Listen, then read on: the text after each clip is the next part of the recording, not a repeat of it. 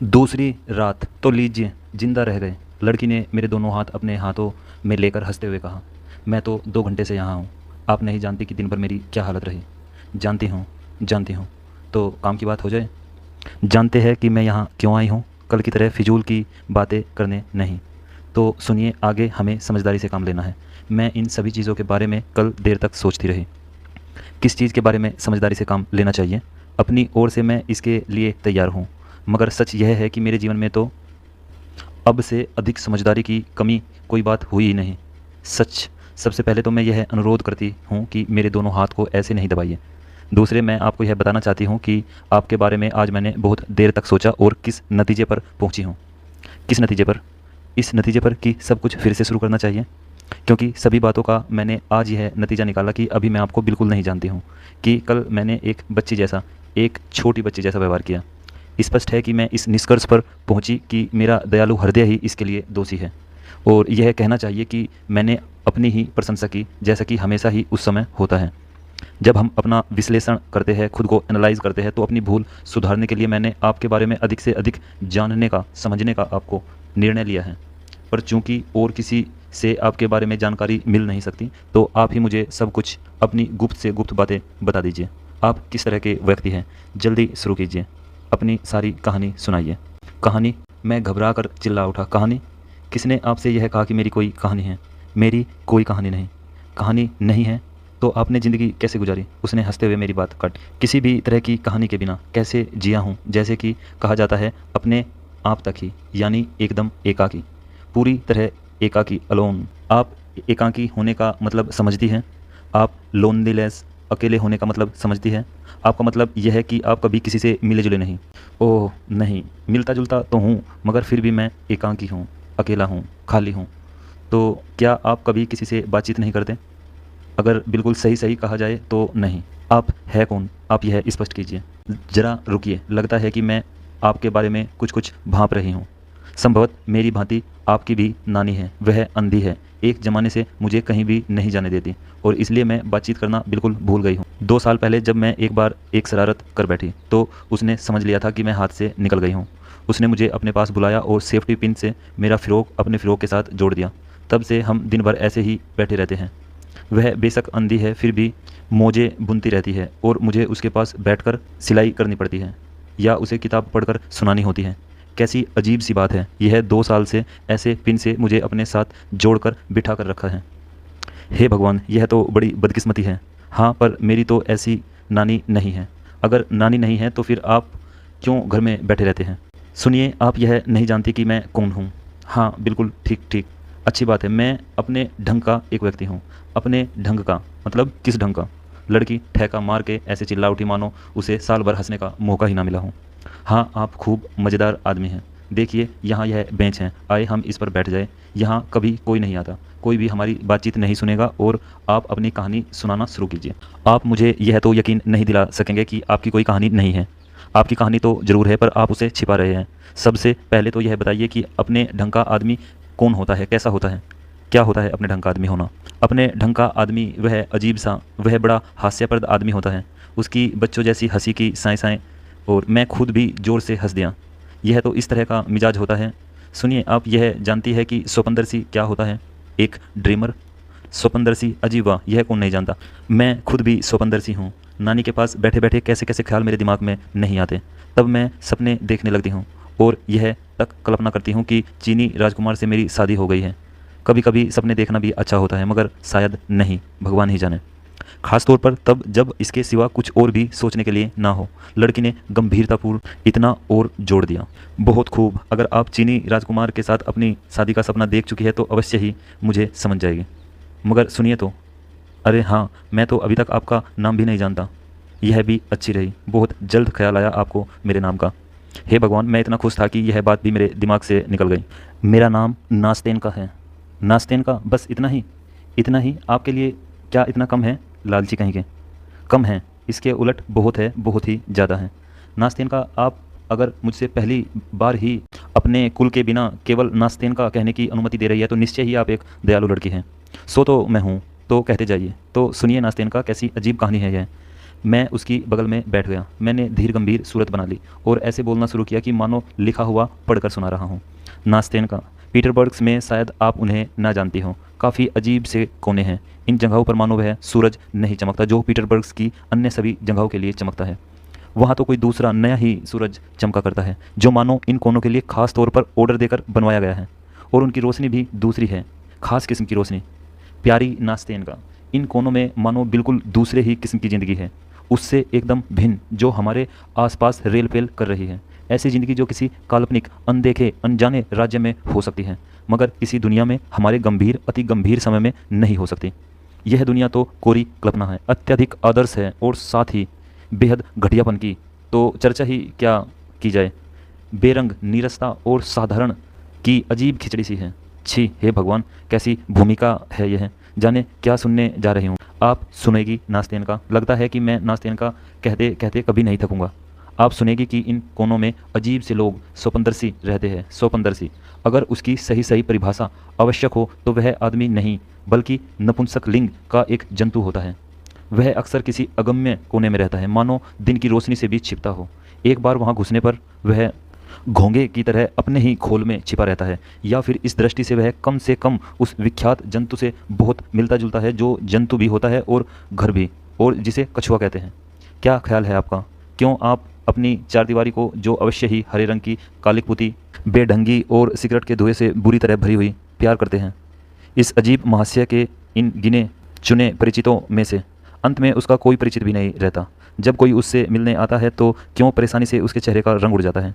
क्यों वह ऐसे घबराकर उससे मिलता है मानो उसने अपनी चारदीवारी में अभी अभी कोई अपराध किया हो, मानो जाली नोट बनाए हो, या वह कविता रची हो जिसे बेनाम खत के साथ किसी पत्रिका को भेजने वाला हो और खत में यह कहा गया हो कि कवि की तो मृत्यु हो चुकी है, किंतु मैं उसका मित्र उसकी कविता को छपवाना अपना पावन कर्तव्य समझता हूँ। बताइए तो नास्तेनका, क्यों इन दोनों के बीच ढंग से बातचीत नहीं हो पाती? अचानक आने और उलझन में पड़ जाने वाला यह मित्र हंसता क्यों नहीं? क्योंकि कोई फब्ती क्यों नहीं कसता? जबकि दूसरे वातावरण में हंसना, चुटकियाँ लेना, सुंदरियों और अन्य दिलचस्प विषयों की चर्चा करना बहुत पसंद है। आखिर क्यों यह दोस्त जो संभवतः कुछ ही समय पहले का परिचित है, क्यों पहली बार यहाँ आने पर ही? क्योंकि ऐसी स्थिति में दूसरी बार वह कभी आएगा ही नहीं। अपने मेजबान के चेहरे पर परेशानी का भाव देखकर खुद यह दोस्त हो क्यों परेशान उठा है? अपनी तमाम हाजिर दिमागी के बावजूद अगर उसमें वह है, क्यों उसकी जबान को कंठ मार गया है? दूसरी तरफ खुद मेजबान भी बातचीत का सिलसिलेवार और चटपटी बनाने में यह दिखाने की जोरदार मगर नाकाम कोशिश के बाद कि वह भी सभा सोसाइटी के तौर तरीके जानता है कि उसे भी सुंदरियों की चर्चा पसंद है, क्यों बिल्कुल हथपर्व सा हो गया है और जो केवल आदर भाव दिखाते हुए ही अपने यहाँ भूलकर आ जाने वाले इस भले आदमी को खुश करने की कोशिश करता है। आखिर क्यों यह मेहमान अचानक कोई बहुत ही जरूरी किंतु वास्तव में अस्तित्वहीन काम याद करके अपना टोप झटपट उठा लेता है और अपने मेजबान द्वारा कसकर पकड़े हुए हाथों को जो इस तरह अपना अफसोस जाहिर करता है और स्थिति को सुधारना चाहता है, जैसे तैसे छुड़ाकर बाहर भागने की कोशिश करता है? क्यों यह दोस्त दरवाजे से बाहर आते ही ठहका मार के हंसता है और इसी क्षण यह कसम खाता है कि फिर कभी इस अजीब आदमी के पास नहीं आएगा?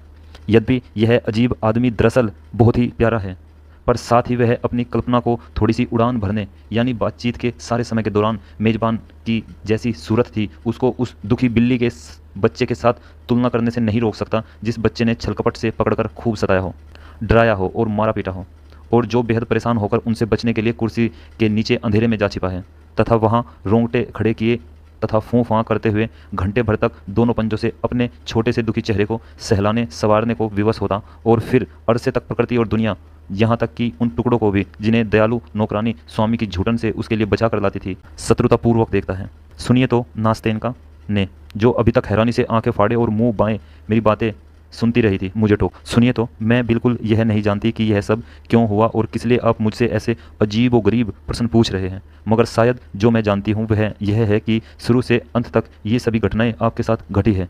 निश्चय ही, मैंने बहुत गंभीर मुद्रा बनाकर उत्तर दिया। अगर ऐसा ही है तो कहते जाइए, नास्तेनका बोली, क्योंकि मैं इसका अंत जानने को बहुत उत्सुक हूँ। क्या आप यह जानती है नास्तेनका कि हमारा नायक, या फिर यह कहना बेहतर होगा कि मैं, क्योंकि इन सभी घटनाओं का नायक मैं खुद, मेरा साधारण सा व्यक्तित्व ही था, अपने उस कोने में ऐसा क्या कर रहा था? आप यह जानना चाहती है कि अपने मित्र के अप्रत्याशित आगमन से मैं बेहद परेशान क्यों हो उठा और दिन भर को अपना संतुलन क्यों खो बैठा? आप यह जानना चाहती है कि जब मेरे कमरे का दरवाज़ा खुला तो मैं ऐसे चौंक में क्यों पड़ गया, ऐसे झेप क्यों गया, अपने मेहमान का स्वागत क्यों नहीं किया और अति सत्कार के बोझ तले ही ऐसे लज्जापूर्ण ढंग से दब क्यों गया? हाँ हाँ, नास्तेनका ने उत्तर दिया, मैं यही जानना चाहती हूँ। सुनिए, आप बहुत ही बढ़िया ढंग से यह सब सुना रहे हैं, मगर क्या कुछ कम बढ़िया ढंग से ऐसा करना मुमकिन नहीं? आप तो ऐसे बोलते हैं मानो किताब पढ़कर सुना रहे हो। नास्तेनका अपनी आवाज़ को रोबीली और कठोर बनाते हुए और बड़ी मुश्किल से हंसी को रोकते हुए मैंने कहा, प्यारी नास्तेनका, मैं जानता हूँ कि मैं बहुत बढ़िया ढंग से अपनी कहानी कहता हूँ, मगर अफसोस है कि दूसरा ढंग जानता ही नहीं। इस वक्त प्यारी नास्तेनका, इस वक्त मैं अपने को बादशाह सोलोमन की उस रूह के समान अनुभव कर रहा हूँ जिसे 1000 साल तक 7 ताले लगाकर घड़े में बंद रखा गया था, और आखिर जिसके ये 7 ताले खोल दिए हैं आपने। अब प्यारी नास्तेनका, जब हम इतनी लंबी जुदाई के बाद फिर से मिले हैं, क्योंकि मैं आपको बहुत अरसे से जानता था नास्तेनका, क्योंकि मैं बहुत अरसे से किसी की खोज में था, और यह इस बात का संकेत है कि मैं आप ही को खोज रहा था, और यह कि अब हमें मिलना ही था। तो अब मेरे मस्तिष्क में हजारों द्वार खुल गए हैं और मैं शब्दों की नदी बहाने के लिए मजबूर हूँ, वरन मेरा दम घुट जाएगा। इसलिए मैं आपसे अनुरोध करता हूँ नास्तेनका कि मुझे रोके टोके बिना चुपचाप और ध्यान से मेरी बातें सुनती जाइए, नहीं तो मैं चुप हो जाऊँगा।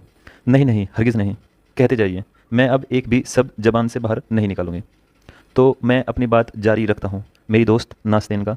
मेरे दिन में एक ऐसा घंटा है जिसे मैं बहुत प्यार करता हूँ। यह वही घंटा है जब सब लोगों के लगभग सभी कामकाज, सभी जिम्मेदारी और कर्तव्य खत्म हो जाते हैं और सभी खाना खाने तथा कुछ देर आराम करने के लिए जल्दी जल्दी घर की तरफ कदम बढ़ाते हैं, और रास्ते में ही शाम, रात तथा फुर्सत के बाकी वक्त के लिए दिलचस्प योजनाएं बनाते हैं। इसी वक्त हमारा नायक नास्तेनका, कृपया मुझे तृतीय पुरुष में ही अपनी कहानी कहने की अनुमति दीजिए, क्योंकि प्रथम पुरुष में इसे सुनाते हुए मुझे बेहद शर्म आएगी।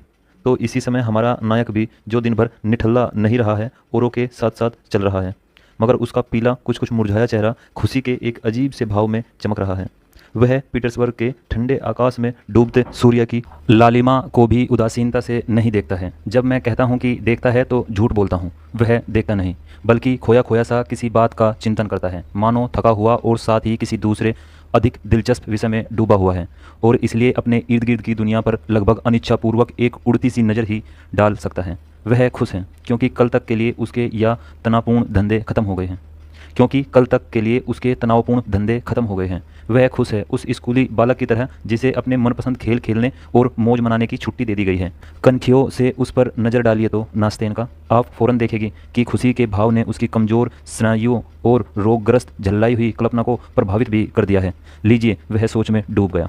आपका ख्याल है कि खाने के बारे में, आज की शाम के बारे में वह किसे इस तरह ताक रहा है? इस ठाठदार श्रीमान को, जिसने अपने पास से गुजरने वाली तेज घोड़ों की बढ़िया बग्गी में बैठी महिला को बड़े अंदाज से सिर झुकाया है? नहीं नास्तेनका, उसके लिए अब इन छोटी मोटी बातों का क्या महत्व है? वह तो अब अपने विशेष जीवन के धन से ही धनी है। वह तो अचानक ही धनी हो गया है। डूबते सूरज की अंतिम किरण ऐसे ही तो खुशी के साथ उसके सामने नहीं चमकी थी, ऐसे ही तो उसने उसके हृदय को नहीं गरमाया और उस पर ढेरों छापे नहीं छोड़ी थी। अब उस सड़क की तरफ उसका ध्यान ही नहीं जा रहा है जिस पर पहले बहुत ही मामूली सी चीज़ उसे आश्चर्यचकित कर सकती थी।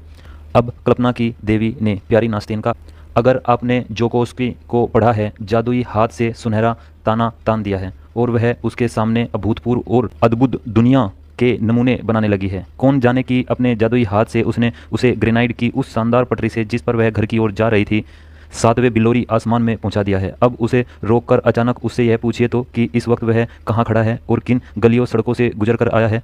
उसे संभवतः कुछ भी याद नहीं होगा, ना तो यह कि कहाँ से गुजर कर आया है और ना यह कि अब कहाँ खड़ा है, और परेशानी से झेपता हुआ वह स्थिति को संभालने के लिए अवश्य ही कुछ झूठ बोल देगा।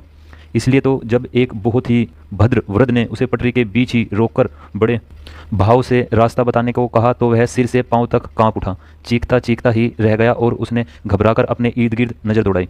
झल्लाट से माथे पर बल डाले हुए वह उन राहगीरों की ओर जो उसे देखकर मुस्कुराते हैं और मुड़ मुड़ कर उन्हें देखते हैं, या उस बालिका की ओर ध्यान दिए बिना आगे बढ़ता चला गया जो डरकर उसके रास्ते से हट जाती है, और फिर आंखें फाड़ फाड़ कर उसकी ध्यानमग्न खिली मुस्कान तथा हिलते डुलते हाथों के इशारे देखकर जोर जोर से हंस पड़ती है। मगर वह कल्पना की देवी उस युद्ध, उस वृद्ध, उस जिज्ञासु राहगीरों, उस हंसती हुई बालिका और उन नाविकों को भी जो फांत्यानका नदी पर अपने बंजारों का बाग सा बनाए हुए शाम का खाना खा रहे थे। मान लीजिए कि हमारा नायक इस वक्त यहाँ से गुजर रहा है, अपनी चंचल उड़ान में अपने साथ उड़ा ले जाती है और सभी को तथा हर चीज़ को उसी तरह अपने सुंदर ताने बाने में बुन देती है जैसे मक्खियाँ मकड़ी के जालों को बुन देती है।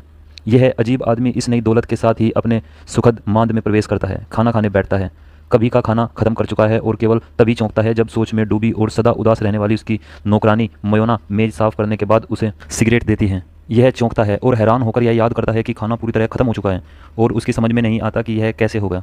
कमरे में अंधेरा हो गया, उसका मन उदास है, सोना सोना। उसके इर्द गिर्द कल्पना का एक पूरा साम्राज्य किसी तरह की आवाज़ के बिना तहस नहस हो गया है।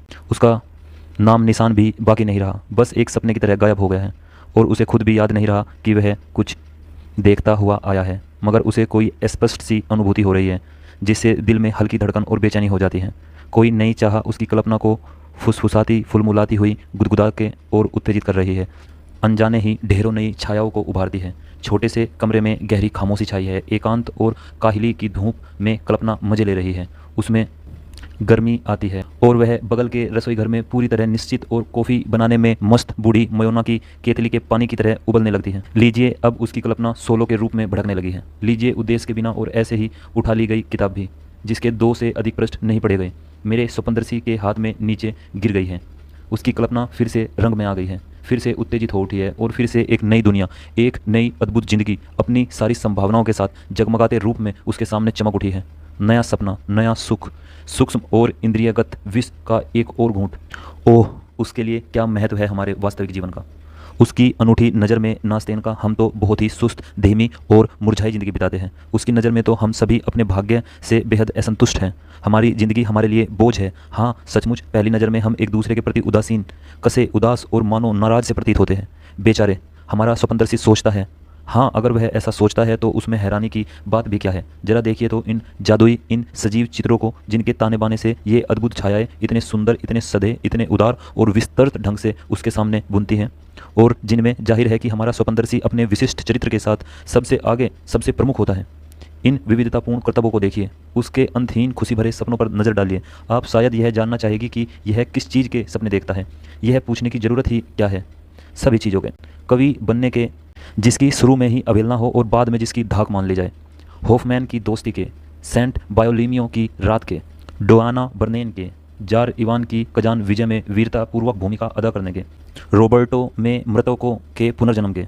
यह संगीत याद है ना, कब्रिस्तान की गंध आती है, बेरोजोना की लड़ाई के, काउंटेंस बीडी की बैठक में कविता पाठ के, दांतोन के, कालियोपेत्रा और उसके प्रेमियों के। वह सपने देखता है कोलोमना में छोटे से घर, उस घर में अपने अलग कोने, और जाड़े की रात में अपनी बगल में बैठी सुंदरी के, जो बहुत ध्यान से इसी तरह उसकी बातें सुन रही हो जैसे मेरे नन्हे फरिश्ते इस वक्त आप मुझे सुन रही है। नहीं, नास्तेन का उस इंद्रिय विलासी के लिए उस जीवन का क्या महत्व है जिसके हम इतने इच्छुक हैं। वह सोचता है कि यह बहुत ही घटिया, दयनीय जीवन है और इस बात को नहीं भांपता है कि कभी उसके लिए भी दुख की घड़ी आ सकती है, जब वह इस दयनीय जीवन के एक दिन के लिए अपनी कल्पना के सभी वर्ष दे देगा, और सो भी खुशी और सुख के लिए नहीं, दुख, पश्चाताप और शोक के उस क्षण में चुनाव करना भी पसंद नहीं करेगा। मगर जब तक वह घड़ी, वह भयानक समय नहीं आता, उसे किसी चीज़ की इच्छा नहीं, क्योंकि वह इच्छा मुक्त है, क्योंकि उसके पास सब कुछ है, क्योंकि वह संतुष्ट है, क्योंकि यह अपने जीवन का स्वयं सृष्टा है और अपनी हर नई तरंग के मुताबिक उसे नया रूप दे सकता है। और फिर यह कल्पना का सुंदर संसार तो ऐसे आसानी और ऐसे स्वाभाविक ढंग से रचा जा सकता है मानो यह कल्पना सृष्टि हो ही नहीं। वास्तव में कभी कभी मैं यह विश्वास करने को तैयार होता हूँ कि सारा जीवन भावनाओं की उत्तेजना, छलना और कल्पना का धोखा ही नहीं बल्कि वास्तविक और यथार्थ है, हकीकत है। बताइए तो नास्तेन का, क्यों ऐसे क्षणों में आत्मा पर बोझ सा मालूम होता है? किस तरह, किस जादू, किस अदृश्य शक्ति के प्रभाव में नब्ज तेज हो जाती है। स्वपनदर्शी की आंखों से आंसू बहने लगते हैं, उसके पीले नम गाल तमतमा उठते हैं और उसका रोम रोम स्वर्गिक सुख से पुलकित हो उठता है। उसकी पूरी पूरी रातें सड़क से आनंद और खुशी के एक पल की भांति क्यों बीत जाती हैं, और जब सुबह की पहली गुलाबी किरण खिड़की को लांघकर अपने हिचकते झिझकते अलौकिक प्रकाश से, जैसा कि हमारे पीटरबर्ग में होता है, उसके उदास कमरे को रोशन कर देती है, तो हमारा थका हारा अत्यधिक एकांत स्वपनदर्शी क्यों बिस्तर पर जा पड़ता है और अपनी रुग्ण झकझोरी हुई आत्मा के परमानंद की बेहोशी से अपने दिल में यातनापूर्ण मधुर पीड़ा लिए हुए गहरी नींद सो जाता है। हाँ, नास्तेन का उससे धोखा हो जाता है और अनचाहे ही आदमी यह विश्वास कर लेता है कि वास्तविक और सच्चा अनुराग ही उसकी आत्मा को प्रताड़ित करता है। बरबस यह यकीन हो जाता है कि उसके श्रद्धेय दिव्य सपनों में कुछ सजीव, कुछ ठोस और कुछ मूर्त है। देखिए तो कैसा छल है यह। मिसाल के लिए, प्यार ने अपनी असीम खुशी और अपनी सभी कष्टप्रद यातनाओं के साथ उसके हृदय में प्रवेश किया। उस पर एक नज़र डालते ही आपको इस बात का यकीन हो जाएगा, मगर उसे देखते हुए प्यारी नास्तेन का, आप यह विश्वास करती है या नहीं कि जिसे अपनी उन्मादी सपनों में वह इतना अधिक प्यार करता रहा है, उसे वास्तव में उसने कभी जाना ही नहीं? क्या वह बहलाने फुसलाने वाली छायाएं ही देखता रहा है, और क्या केवल इस उन्माद के ही उसे सपने आते रहे हैं? क्या वास्तव में ही उन दोनों ने एक दूसरे की बाहें थामे हुए हैं, सारी दुनिया को भूलकर अपनी दुनिया और अपनी ज़िंदगी को एक दूसरे के साथ जोड़कर अपने जीवन के अनेक वर्ष साथ साथ नहीं बिताए हैं? जुदाई की घड़ी आने पर क्या वही रात को बहुत देर से कठोर आकाश के नीचे उठते तूफान और तेज झोंकों पर कान दिए बिना जो उसकी काली बैरोनियों से अश्रुकण उड़ा ले जाती थी, उसकी छाती पर पड़ी हुई सिसकती तथा छटपटाती नहीं रही थी? क्या यह सब कल्पना ही थी? वह उपेक्षित अस्त व्यस्त और उदास बाग भी, जिसकी पगडंडियों पर काई जमी हुई थी, जो सूना सूना और अवसादपूर्ण था, और जहाँ वे दोनों अक्सर टहलते थे, आशाएं संजोते थे, व्यवस्थित होते थे, प्यार करते थे, इतने अधिक समय तक और अत्यधिक भाव विभोर होकर प्यार करते थे। और वह अजीब सा दादों परदादों का पुराना मकान, जिसमें उसने अपने बूढ़े कठोर सदा गुमसुम और चिड़चिड़े पति के साथ एकांत और उदासी से इतना समय बिताया था, उस पति के साथ जो उन्हें दो भीरू बालकों को डराया करता था, और वे दोनों दुखी तथा डरते हुए एक दूसरे से अपना प्यार छिपाया करते थे। कैसी यातनाएं सहते रहे थे, ऐसे भयभीत रहे थे वो। कितना भोला और स्वच्छ था उनका प्यार, और सो तो स्पष्ट ही है कितने क्रुद्ध थे वे लोग। और हे भगवान, बाद में अपने देश से दूर गर्म अजनबी आकाश के नीचे सुंदर शाश्वत नगर में समारोही जगमग और संगीत के धूम धड़ाके में प्रकाश के सागर में डूबे हुए महल, उसका महल होना अनिवार्य था, के छज्जे में जिसके चारों ओर गुलाब और सफ़ेद मेहंदी के फूल खिले हुए थे। क्या फिर उसी से उसकी मुलाकात नहीं हुई थी? उसे पहचानते ही क्या उसने झटपट अपना नकाब नहीं उतारा था, और यह फुसफुसाकर कि मैं आज़ाद हूँ सिहरी और उसकी बाहों में नहीं चली गई थी? तब खुशी से चीखकर और दूसरे को बाहों में कसे हुए वे दोनों घड़ी भर में ही क्या अपना दुख दर्द, अपनी जुदाई, अपनी सारी यातना, उस उदास घर, उस बूढ़े दूरस्थ मातृभूमि के उस सूने बाग और उस बेंच को नहीं भूल गए थे, जहाँ हताशापूर्ण व्यथा से निर्जीव सी होकर वह अंतिम जोरदार चुंबन के बाद उसकी बाहों से निकल गई थी?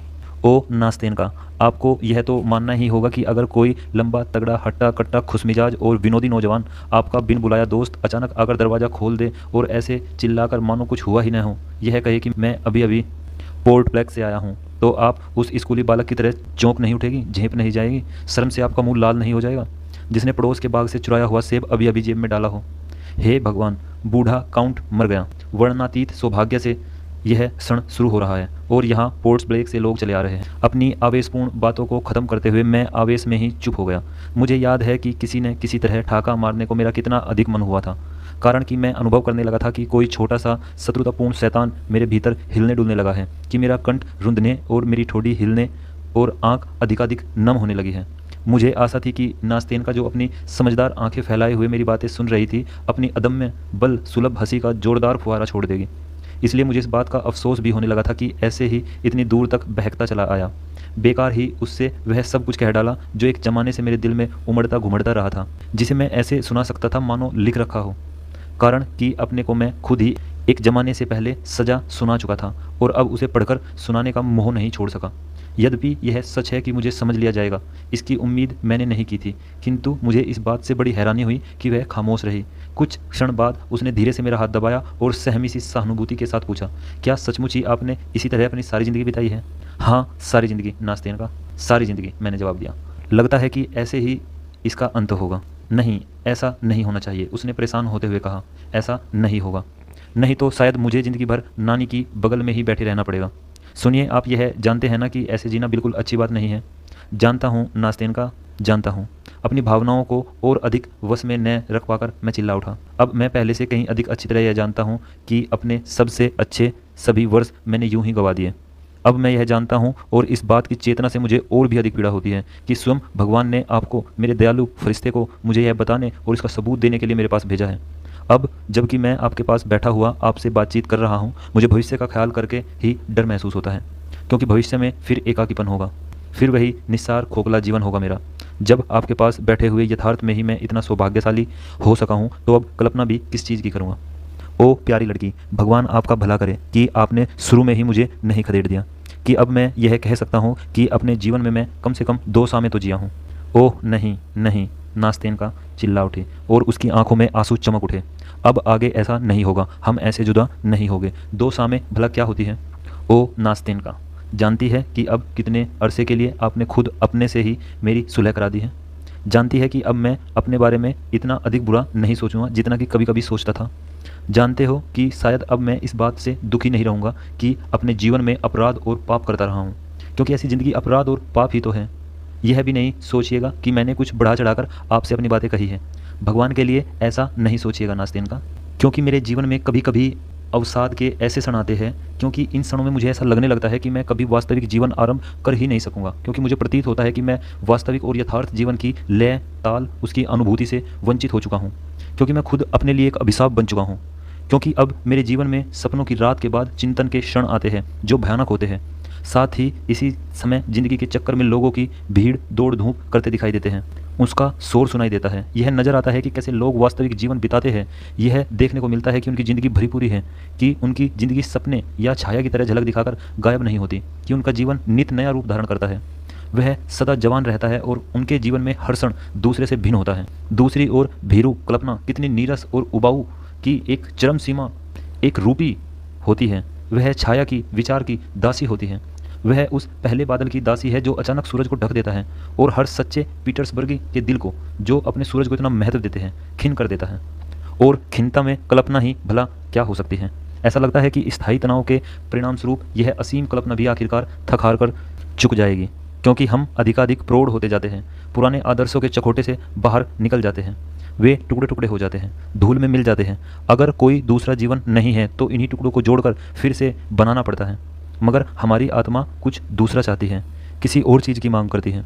स्वप्नदर्शी बेकार ही अपने पुराने सपनों की राख में किसी चिंगारी को खोज रहा है ताकि उसे सुलगा सके, फिर से सुलगाई आग से सर्द हुए दिल को गरमा सके, उसमें फिर से उस सब कुछ को जिंदा कर सके जो पहले इतना प्रिय था, मर्मस्पर्शी था, जिससे खून गर्म हो उठता था, आंखों में आंसू छलक जाते थे और जो इतना शानदार ढंग से उसकी आंखों में धूल झोंक देता था। जानते हैं नास्तिन का मैं कहाँ तक जा पहुँचा हूँ, कि मैं अब अपनी भावनाओं की उस चीज़ की वर्षगांठ मनाने के लिए मजबूर हो रहा हूँ जो पहले इतनी प्रिय थी, जो वास्तव में कभी थी ही नहीं। यह वर्षगांठ भी उन्हीं मूर्खतापूर्ण और अमूर्त सपनों के उपलक्ष्य में ही मनाई जाएगी, और मनानी यह इसलिए होगी कि अब वे मूर्खतापूर्ण सपने भी तो नहीं रहे, क्योंकि उनके जीने का कोई सहारा नहीं रहा। आखिर सपनों को भी तो जिया जाता है। जानती है कि अब मुझे कुछ खास वक्तों पर उन जगहों को याद करना और वहाँ जाना बहुत अच्छा लगता है जहाँ कभी अपने ही ढंग से मुझे कुछ सुख की अनुभूति हुई थी। मुझे उसी अतीत के आधार पर, जिसे कभी लौटाया नहीं जा सकता, वर्तमान के सुख का निर्माण करना बहुत प्रिय है, और इसलिए मैं अवसर किसी आवश्यकता और उद्देश्य के बिना छाया की भांति उदास और खोया सा पीटर्सबर्ग की गलियों में कूचों में घूमा करता हूँ। कैसी है ये सब स्मृतियाँ। मिसाल के तौर पर याद आता है कि पूरे 1 साल पहले इसी जगह, इसी वक्त, इसी घड़ी, इसी पटरी पर ऐसे ही जैसे कि इस समय एकाकी और उदास सा घूमता रहा था। याद आता है कि सपने तब भी उदास थे और यद्यपि भय की तुलना में पहले भी कुछ भी बेहतर नहीं था, फिर भी ऐसा अनुभव होता है मानो जीवन अधिक आसान और अधिक चैन का था, कि तब यह उल्टा सीधा विचार दिमाग में नहीं था। जो भय अब मेरे साथ चिपक गया है, कि आत्मा की वह फटकार, ये अवसादपूर्ण और कटु पश्चाताप नहीं थे। जो भय न दिन को न रात को मुझे चैन लेने देते हैं। खुद अपने से सवाल करता हूँ, कहाँ हैं अब तेरे सपने, और सिर हिलाकर कहता हूँ, कितनी तेज़ी से साल उड़ जाते हैं। फिर अपने से पूछता हूँ, अपने सालों का तुमने क्या किया, कहाँ दफना दिया तुमने अपना अच्छा वक्त, तुम जिए या नहीं। तब अपने आप से कहता हूँ, देखो तो दुनिया में कितनी बेरुखी होती जा रही है। कुछ और साल बीतेंगे और उनके बाद एक कटु एकाकीपन आएगा। लाठी के सहारे हिचकोले खाता हुआ बुढ़ापा आएगा, और उसके पीछे आएगी उदासी और उबाऊ जीवन। तुम्हारे सपनों की दुनिया बेरंग हो जाएगी, सपने मुरझा जाएंगे और पीले पत्तों की तरह वृक्ष से झड़ जाएंगे। ओ नास्तिन का, एकाकी, एकदम एकाकी रहने से दुख होगा, यहाँ तक कि पश्चाताप करने के लिए भी कुछ नहीं होगा, कुछ नहीं, क्योंकि मैंने जो खोया है वह सब कुछ भी तो नहीं था, पागलपन था, एकदम शून्य था। ये तो केवल सपने थे। बस बस, मुझे और अधिक द्रवित नहीं कीजिए। आंसू पोंछते हुए नास्तेनका ने कहा, अब यह सच नहीं होगा। अब हम दोनों एक साथ होंगे, मेरे साथ अब चाहे कुछ भी क्यों ना हो, हम कभी अलग नहीं होंगे। सुनिए, मैं एक साधारण लड़की हूँ, बहुत कम पढ़ी लिखी हूँ, यद्यपि नानी ने मेरे लिए अध्यापक भी रखा था, मगर वास्तव में मैं ही आपको अच्छी तरह समझती हूँ, क्योंकि जो कुछ आपने बताया है उस सब को मुझे उन दिनों में अनुभूति हो चुकी है जब नानी ने पिन लगाकर अपने और मेरे फ्रॉक को जोड़ लिया था। जाहिर है कि मैं यह सब कुछ आपको इतने सुंदर ढंग से बयान नहीं कर पाऊँगी, मैं तो पढ़ी लिखी नहीं हूँ ज़्यादा।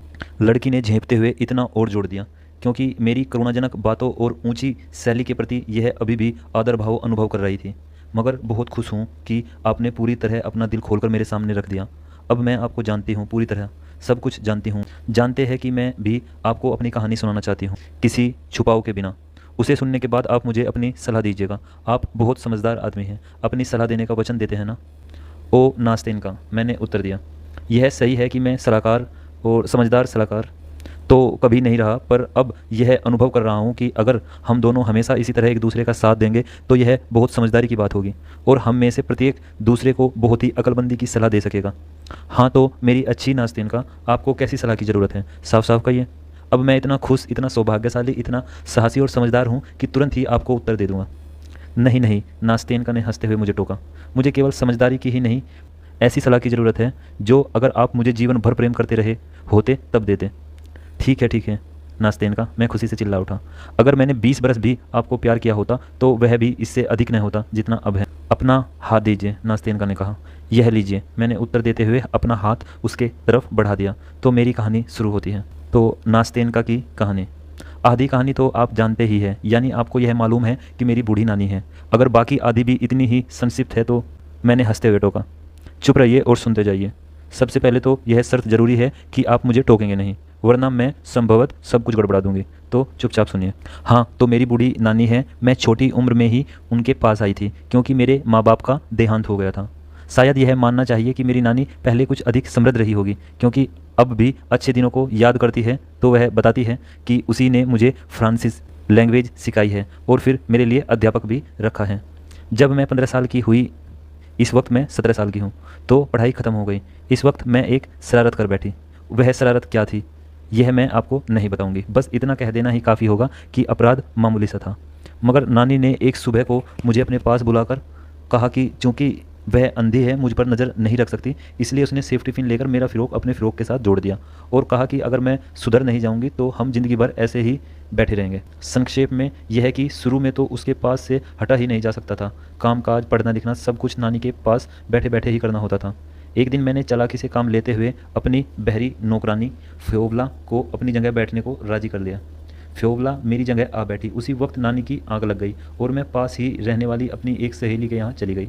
मगर इसका इतना बुरा नतीजा निकला, मेरी अनुपस्थिति में नानी जाग गई और उसने यह समझते हुए कि मैं अपनी जगह पर शांत बैठी हूँ कुछ पूछा। फ्योवला ने देखा कि नानी कुछ पूछ रही है, मगर उसे सुनाई तो कुछ नहीं दे रहा था। वह सोचती रही कि क्या करे और आखिर पिन अलग करके भाग खड़ी हुई। नास्तेनका यहाँ रुकी और खिलखिलाकर हंसने लगी। मैं भी उसके साथ साथ हंस पड़ा और उसने फ़ौरन हंसना बंद कर दिया। सुनिए, आप नानी पर नहीं हंसिए। यह तो मैं इसलिए हंस रही हूँ कि हंसने की बात है। अगर नानी सचमुच है ही ऐसी तो हो ही क्या सकता है। फिर भी मैं उसे थोड़ा सा प्यार तो करती हूँ। हाँ तब मेरी सहमत आई। उसी वक्त मुझे फिर से मेरी जगह पर बैठा दिया गया और हिलना डुलना तक भी असंभव हो गया।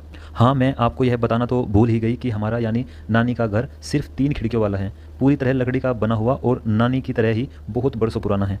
उसमें ऊपर एक अटारी है। तो एक नया किराएदार उसमें रहने के लिए आया। इसका मतलब यह हुआ कि उसके पहले भी कोई किराएदार वहाँ रहता था? मैंने ऐसे ही पूछा। सो तो जाहिर ही है, नास्तेनका ने उत्तर दिया, और वह आपकी तुलना में अधिक चुप रह सकता था। सच तो यह है कि वह बड़ी मुश्किल से जबान हिला पाता था। वह एक दुबला पतला सा गूंगा, अंधा और लंगड़ा बुढ़ा था।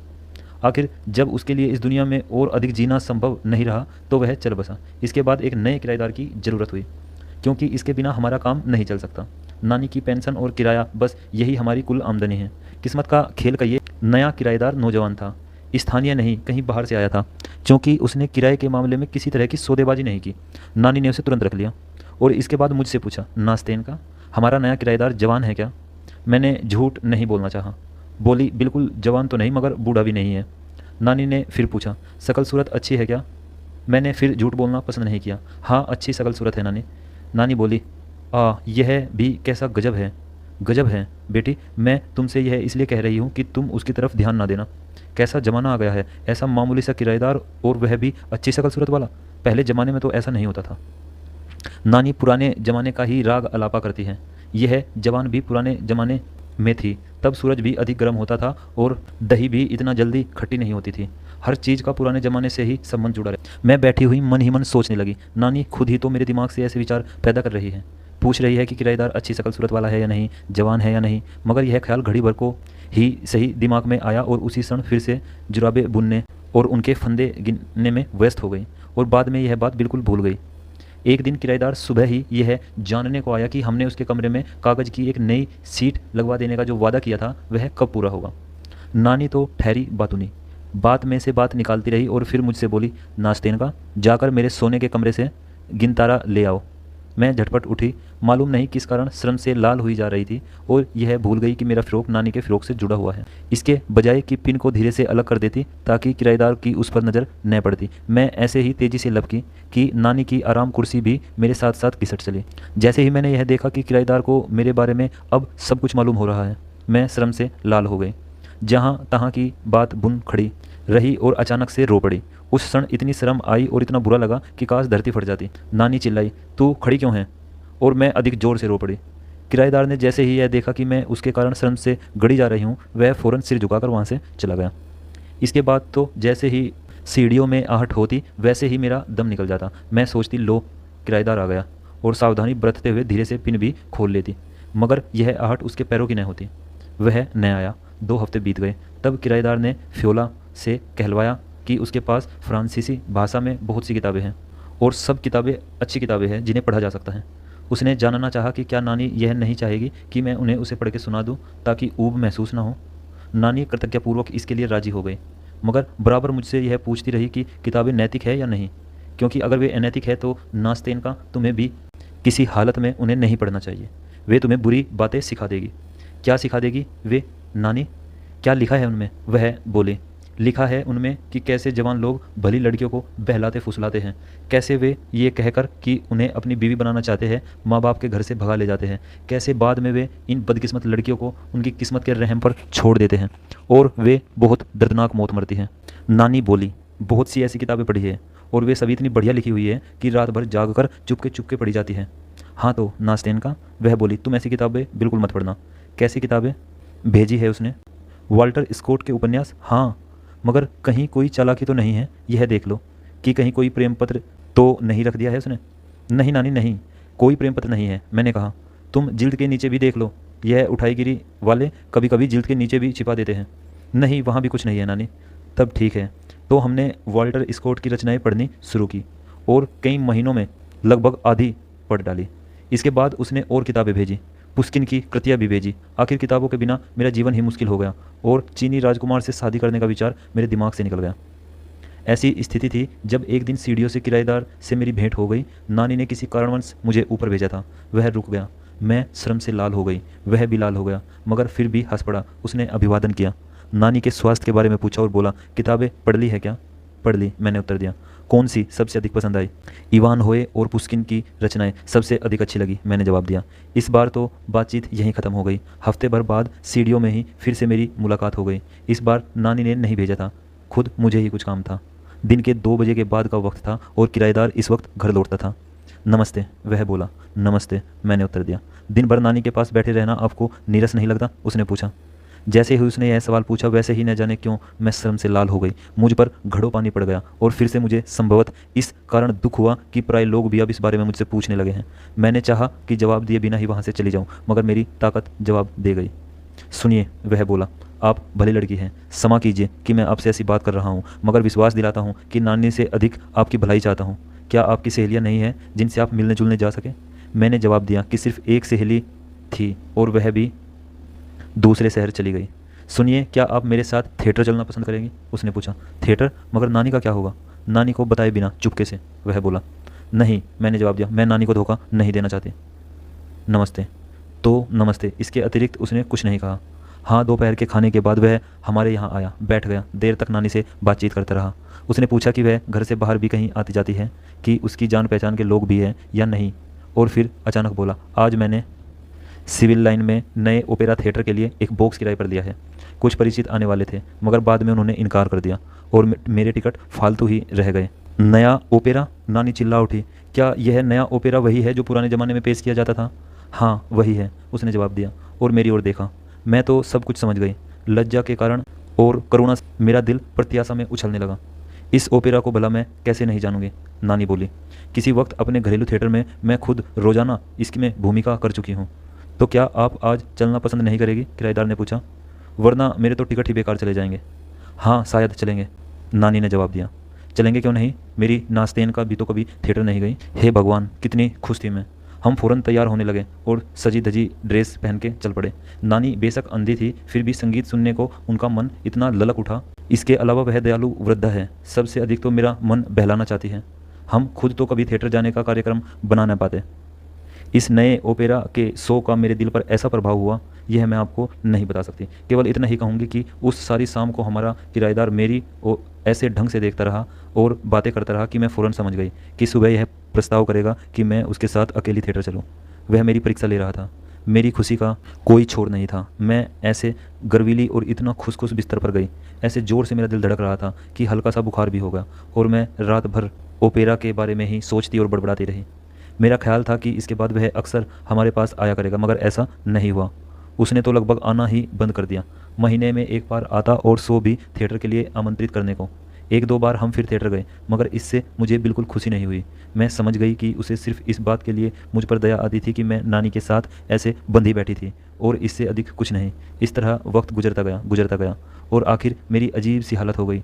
अब न तो मुझसे टिक कर बैठा जाता, न पढ़ा जाता, न काम किया जाता। कभी कभी हंसती और नानी को चिढ़ाने के लिए जानबूझकर कोई हरकत करती, और फिर कभी बस रोने लगती। आखिर में बहुत दुबला गई और लगभग मरीज जैसी हालत हो गई। ओपेरे का सीजन भी खत्म हो गया और किराएदार ने बिल्कुल ही आना बंद कर दिया। जब कभी हमारी भेंट हो जाती, जाहिर है कि उन्हीं सीढ़ियों में, तो वह ऐसे चुपचाप और गंभीरता से सर झुकाकर निकल जाता, मानो बात ही न करना चाहता हो।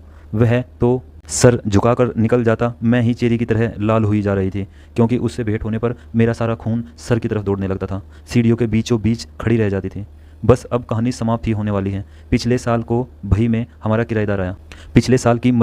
किराएदार आया और नानी से बोला कि यहाँ उसने अपने सभी कामकाज निपटा लिए हैं और अब उसे फिर से 1 साल के लिए मॉस्को जाना है। मैंने जैसे ही यह सुना तो मेरे चेहरे का रंग ही उड़ गया और बेजान सी कुर्सी पर गिर पड़ी। नानी को कुछ भी पता नहीं चला और किराएदार ने यह कहकर कि हमारा यहाँ से जा रहा है, सिर झुकाया और बाहर चला गया। मैं क्या करूँ? मैं सोचती रही, बेहद परेशान होती रही, दुखी होती रही, और आखिर मैंने निर्णय कर लिया। उसे अगले दिन जाना था और मैंने यह तय किया कि रात को जब नानी बिस्तर पर चली जाएगी तो मैं यह किस्सा ख़त्म कर डालूंगी। ऐसा ही हुआ। मैंने सभी फ्राकों और दूसरे कपड़ों की गांठें बांधी और उसके हाथ में लिए हुए जीती मरती सी किराएदार के अटारे की ओर चल दी।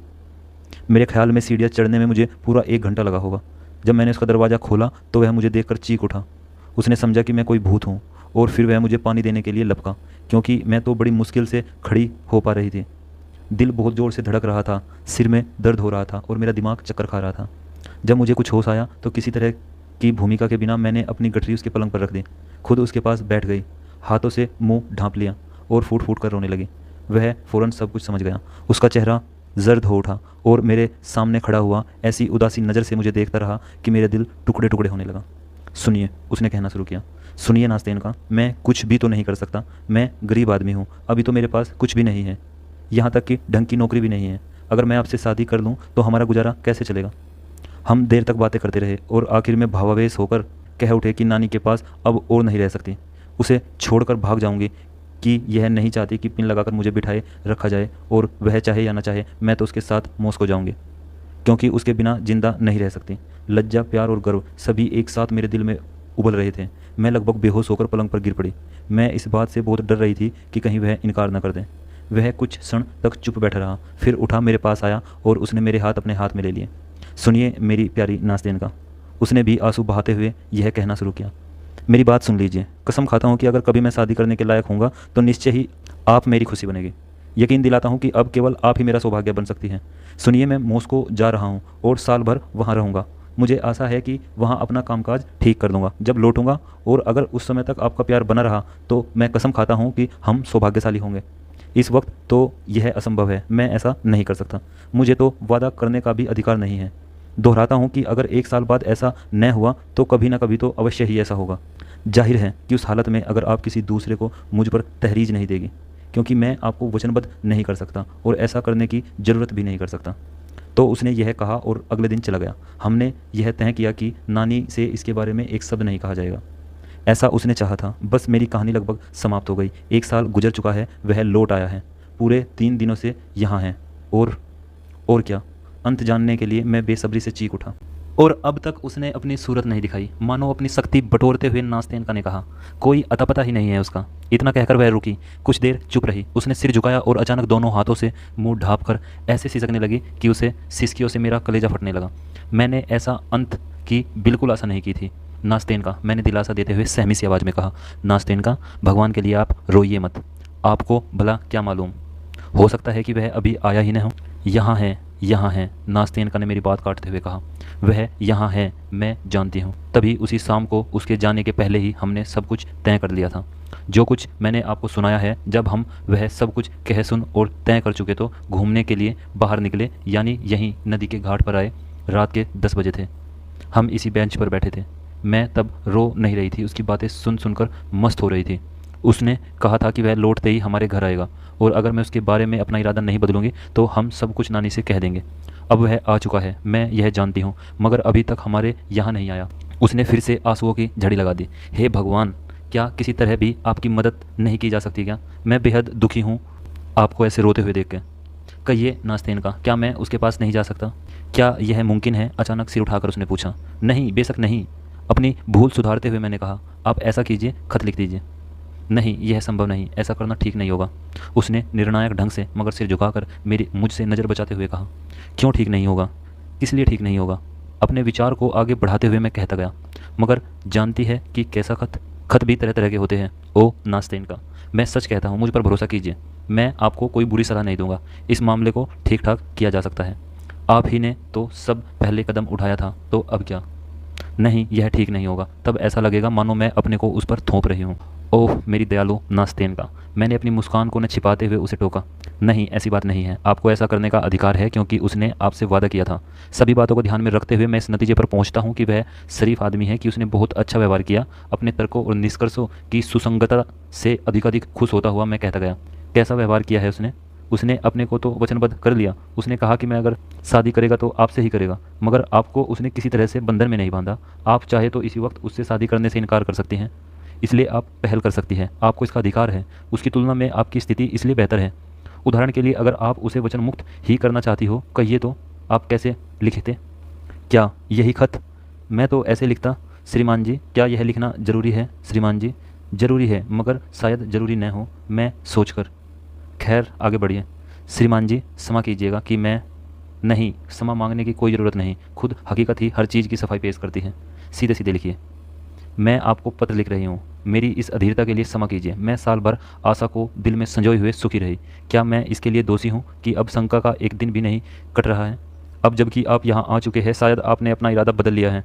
तब यह पत्र आपसे कहेगा कि मैं न तो आपकी से शिकायत करती हूँ और ना ही आपको दोषी ठहराती हूँ। अगर आपका दिल नहीं है तो आप जा सकते हैं। तो इसके लिए आपको दोष देना या किसी फंदे से कसना नहीं चाहती। मेरा भाग्य ही ऐसा है। आप सज्जन व्यक्ति है। अधीरता से लिखी गई इन पंक्तियों पर आप न तो मुस्कुराएंगे और न ही झल्लाएंगे। याद रखिए कि एक बेचारी दीन लड़की ने इन्हें लिखा है, कि वह एकाकी है, कि उसे शिक्षा और सलाह देने वाला कोई नहीं है, कि वह स्वयं अपने दिल को कभी यश में नहीं रख पाई है।